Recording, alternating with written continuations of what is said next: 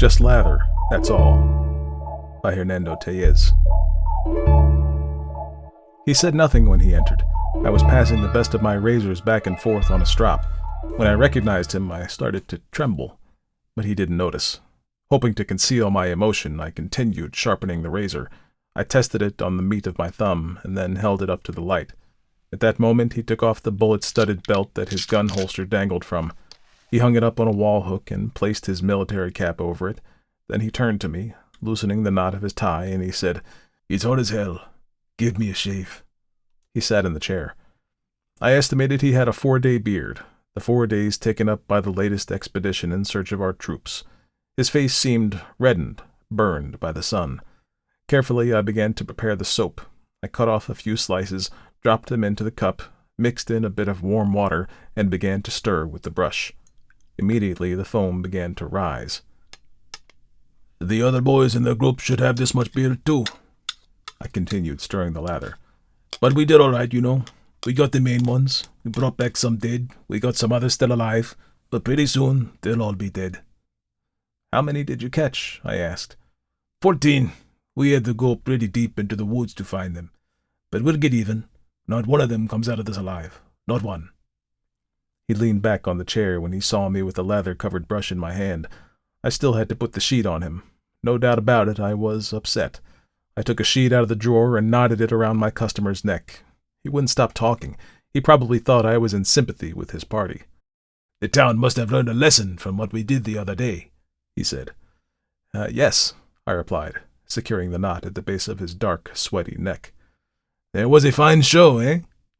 "Very good," I answered, turning back for the brush. The man closed his eyes with a gesture of fatigue and sat waiting for the cool caress of the soap. I had never had him this close to me. The day he ordered the whole town to file into the patio of the school to see the 4 rebels hanging there, I came face to face with him for an instant. But the sight of the mutilated bodies kept me from noticing the face of the man who had directed it all, the face I was now about to take into my hands. It was not an unpleasant face, certainly, and the beard, which made him seem a bit older than he was, didn't suit him badly at all. His name was Torres, Captain Torres, a man of imagination, because who else would have thought of hanging naked rebels and then holding target practice on certain parts of their bodies? I began to apply the first layer of soap.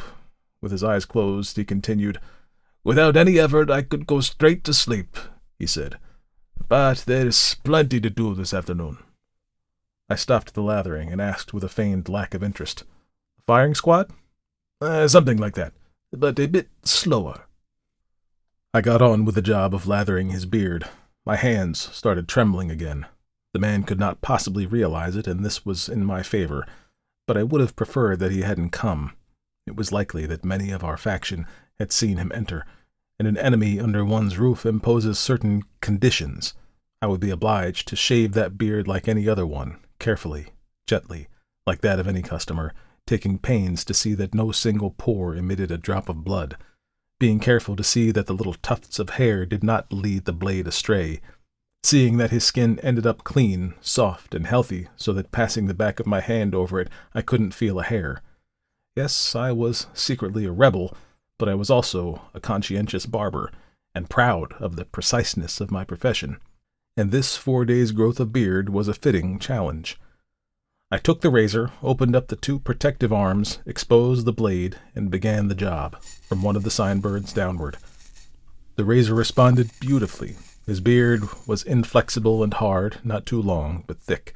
Bit by bit, the skin emerged. The razor rasped along, making its customary sound as fluffs of lather mixed with bits of hair gathered along the blade. I paused a moment to clean it, then took up the strop again to sharpen the razor because I'm a barber who does things properly. The man, who had kept his eyes closed, opened them now, removed one of his hands from under the sheet, felt the spot on his face where the soap had been cleared off, and said, "Come to the school today at 6 o'clock. "The same thing as the other day?" I asked, horrified. "It could be better," he replied. "What do you plan to do?" "I don't know yet, but we'll amuse ourselves." Once more he leaned back and closed his eyes. I approached him with the razor poised. "Do you plan to punish them all?" I ventured timidly. all." The soap was drying on his face. I had to hurry. In the mirror, I looked toward the street. It was the same as ever, the grocery store with 2 or 3 customers in it. Then I glanced at the clock, 2:20 in the afternoon. The razor continued on its downward stroke, now from the other sideburn down, a thick blue beard. He should have let it grow like some poets or priests do. It would suit him well. A lot of people wouldn't recognize him, much to his benefit, I thought, as I attempted to cover the neck area smoothly. There, for sure, the razor had to be handled masterfully, since the hair, although softer, grew into little swirls, a very curly beard. One of the tiny pores could be opened up and issue forth its pearl of blood. A good barber such as I prides himself on never allowing this to happen to a client, and this was a first-class client. How many of us had he ordered shot? How many of us had he ordered mutilated? It was better not to think about it. Torres did not know that I was his enemy. He did not know it, nor did the rest. It was a secret shared by very few, precisely so that I could inform the revolutionaries of what Torres was doing in the town and of what he was planning each time he undertook a rebel-hunting excursion. So it was going to be very difficult to explain that I had him right in my hands and let him go peacefully, alive and shaved. The beard was now almost completely gone. He seemed younger, less burned by years than when he had arrived. I supposed this always happens with men who visit barber shops. Under the stroke of my razor, Torres was being rejuvenated. Rejuvenated because I am a good barber, the best in the town, if I may say so. A little more lather here, under his chin, on his Adam's apple, on this big vein. How hot it is getting. Torres must be sweating as much as I am, but he is not afraid. He is a calm man who is not even thinking about what he is going to do with the prisoners this afternoon. On the other hand, I, with this razor in my hands, stroking and restroking this skin, trying to keep blood from oozing from these pores, can't even think clearly. Damn him for coming, because I'm a revolutionary and not a murderer. How easy it would be to kill him, and he deserves it. Does he? No, what the devil. No one deserves to have someone else make the sacrifice of becoming a murderer. What do you gain by it? Nothing. Others come along, and still others, and the first ones kill the second ones, and then they the next ones, and it goes on like this until everything is a sea of blood. I could cut his throat just so. Zip, zip. I wouldn't give him time to complain, and since he has his eyes closed, he wouldn't see the glistening knife blade or my glistening eyes. But I'm trembling like a real murderer.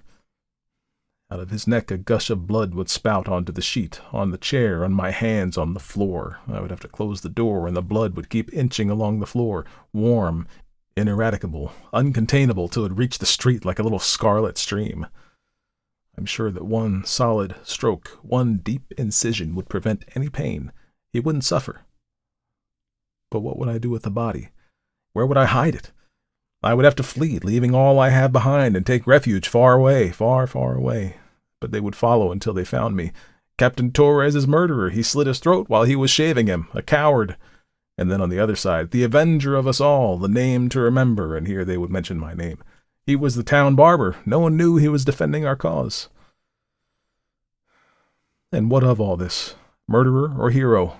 My destiny depends on the edge of this blade. I can turn my hand a bit more, press a little harder on the razor, and sink it in. The skin would give way like silk, like rubber, like the strop. There is nothing more tender than human skin, and the blood is always there, ready to pour forth. A blade like this doesn't fail. It is my best. But I don't want to be a murderer. No, sir. You come to me for a shave, and I perform my work honorably. I don't want blood on my hands. Just lather. That's all. You are an executioner, and I am only a barber. Each person has his own place in the scheme of things. That's right, his own place. Now his chin had been stroked clean and smooth. The man sat up and looked into the mirror. He rubbed his hands over his skin and felt it fresh, like new. "Thanks," he said. He went to the hanger for his belt, pistol, and cap. I must have been very pale. My shirt felt soaked. Torres finished adjusting the buckle, straightened his pistol in the holster, and after automatically smoothing down his hair, he put on the cap. From his pants pocket he took out several coins to pay me for my services, and he began to head toward the door. In the doorway he paused for a moment, and turning to me he said, "They told me that you'd kill me. I came to find out." But killing isn't easy. You can take my word for it." And he turned and walked away.